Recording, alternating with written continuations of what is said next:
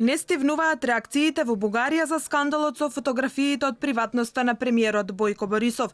Тој самиот го обвини председателот Румен Радев дека го шпионирал со помош на кинески дрон, а со цел да му нанесе штета во клучниот период кога Бугарија се обидува да влезе во еврозоната.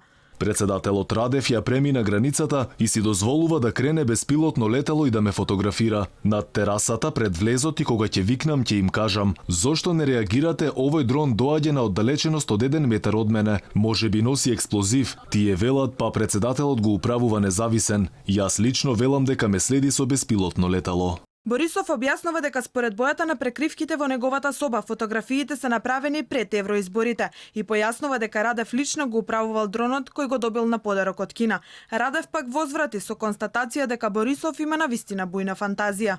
Сум управувал авион, сум управувал и дрон.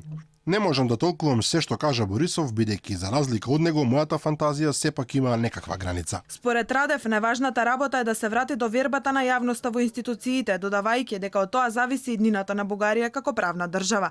Главната улога, смета председателот, ќе има обвинителството, кое треба да ги испита објавените аудио снимки и фотографии. Ова е втор пат во една седмица да се појават компрометирачки информации против Борисов. Пред неколку дена анонимно беше објавена аудио снимка на која се слуша глас кој многу потсетува на Борисов, како на непримерен начин ги коментира председателот на бугарскиот парламент и заменикот премиер. Не мога да правя разлика меѓу масово истребление и геноцид.